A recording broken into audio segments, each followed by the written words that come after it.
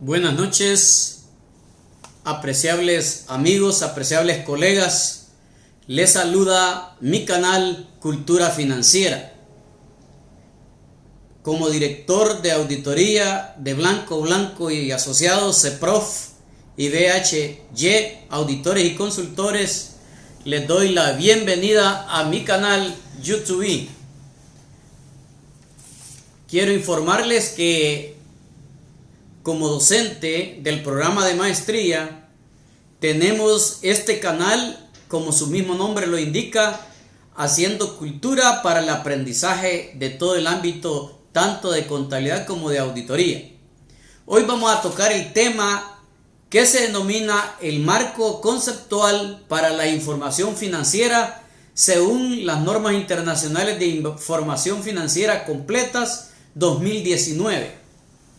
El marco conceptual de las NIF establece conceptos que están relacionados con la preparación y presentación de los estados financieros para usuarios externos.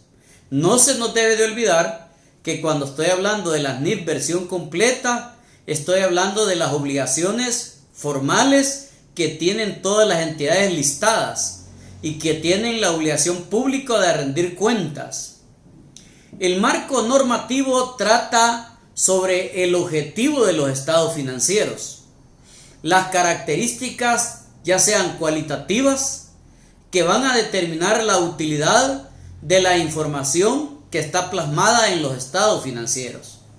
También el marco conceptual trata de la definición del reconocimiento, que no es más que la incorporación de las cualidades que debe de tener o características uno de los componentes de los estados financieros, que son los activos, los pasivos, los ingresos y los gastos, y además la valoración de esos elementos que van a constituir o que constituyen los estados financieros.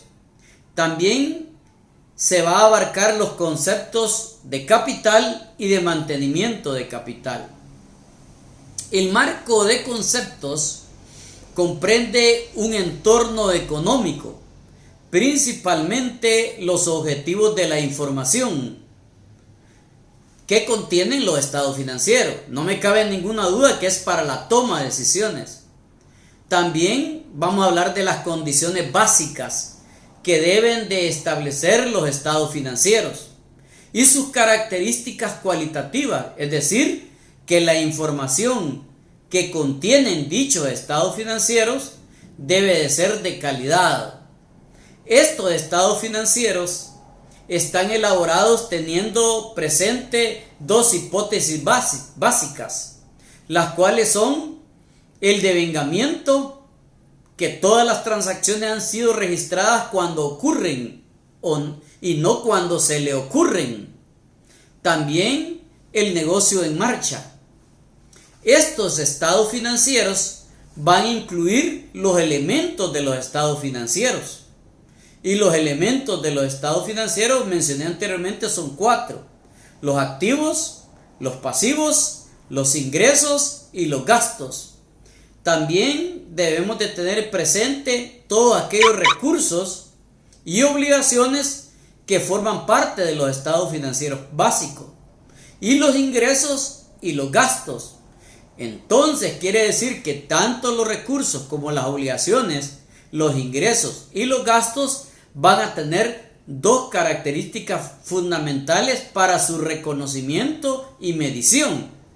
Además, dije anteriormente que vamos a ver la palabra clave que se denomina capital y el mantenimiento de capital.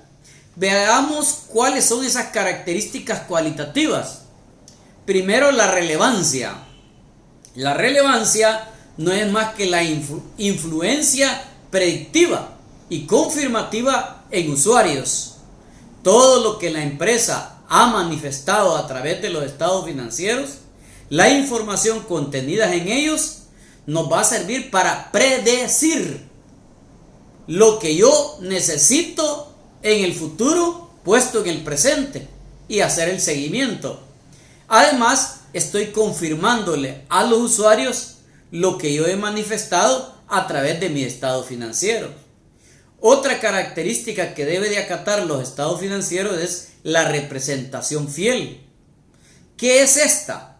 Debe ser completa, neutral y libre de errores materiales y de sesgo o prejuicio, y la presentación tiene que ser razonable. Para que la presentación sea razonable, debe de cumplir con varios atributos. El primero es lo que se le denomina el devengamiento. Todas las transacciones debieron de haber sido registradas oportunamente en el momento en que ocurrieron, de acuerdo a normas internacionales de información financiera. Además, tuvieron que haber sido reconocidas y medidas de acuerdo a normas internacionales de contabilidad y presentadas desde el punto de vista de la materialidad y reveladas en formas resumidas según su naturaleza y su composición. También hay que observar cualidades o características de mejora de la información financiera. Ejemplo, la información financiera contenida en los estados financieros debe de cumplir con la característica de comparabilidad entre empresas y en el tiempo. Debe de existir coherencia tanto en el reconocimiento como en la medición. Otra característica es la verificabilidad. Observadores independientes o analistas pueden llegar al mismo acuerdo como resultado del estudio y evaluación de los estados financieros. También la información debe de cumplir con otra característica de mejora, y esta es la oportunidad, es decir, que la información disponible para la toma de decisiones debe de estar a tiempo. Según las normas internacionales de información financiera, los componentes de los estados financieros son, y aquí sí les digo, tomen nota, el estado de situación financiera sirve para medir el grado de crecimiento empresarial, tanto en la gestión de corto y largo plazo. Para ello, el estado de situación financiera, la información puede ser presentada a través de dos componentes, corriente y no corriente. La corriente sirve para examinar la gestión de corto plazo y la gestión de largo plazo se mide a través del componente de los activos no corrientes y pasivos no corrientes.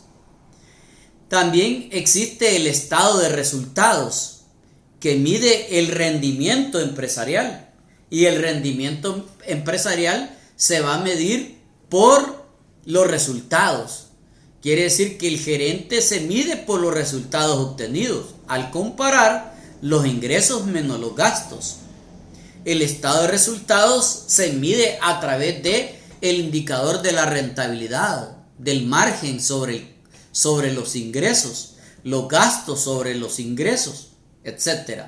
El estado de resultados sirve para medir la gestión de la gerencia a través del estado de resultados mediante el indicador de la rentabilidad.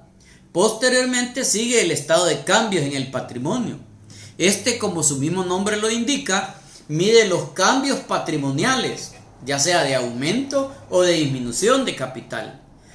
También mide los aumentos o disminuciones en las reservas, los aumentos y disminuciones en las utilidades por aplicar, en los ajustes por la transición a las NIP para las pymes o en el superávit por revaluación. Quiere decir que al inversionista le corresponde identificar la TIR, la tasa de interés de retorno, el crecimiento patrimonial, el índice de riesgo patrimonial a través de su inversión. También el estado de flujos de efectivo a través de sus tres actividades operacionales, de inversión y de financiamiento para llegar al flujo neto de caja. Al flujo neto de caja le agregamos el saldo al inicio del periodo y me da el saldo al 31 de diciembre. El estado de flujos de efectivo me va a servir para identificar el crecimiento en el efectivo, el riesgo en el efectivo, el apalancamiento financiero en el efectivo y además el índice de riesgo a través de la solvencia y la liquidez. Las notas explicativas también forman parte de los componentes de los estados financieros y cualquier otra información que ustedes consideren adjuntar en cada uno de esos componentes de los estados financieros. Los elementos de los estados financieros podemos citar los activos, los pasivos, los ingresos y los gastos, para que posteriormente terminemos con el concepto de capital y mantenimiento de capital. Debemos de recordar que el capital es el que se traduce en la consideración del dinero invertido o del poder adquisitivo, que es sinónimo de activos netos o patrimonio de la entidad, mientras que el mantenimiento de capital lo podemos dividir en dos: la parte financiera y la parte física. La parte financiera se obtiene ganancia solo si el importe financiero o monetario de los activos netos al final del periodo excede al importe financiero o monetario de los activos netos al principio del mismo, después de excluir las aportaciones de los propietarios y las distribuciones hechas a los mismos en ese periodo, mientras que el mantenimiento del capital físico se obtiene ganancia solo si la capacidad productiva en términos físicos o capacidad operativa de la entidad al final del periodo o los recursos o fondos que sean necesarios para conseguir esa capacidad excede a la capacidad productiva en términos físicos, tanto al principio del periodo después de excluir las aportaciones de los propietarios y las distribuciones hechas a los mismos durante el mismo periodo. En conclusión, el marco de conceptos me sirve para poder estudiar y evaluar todas las normas internacionales desde la NIC 1 hasta la NIF 17.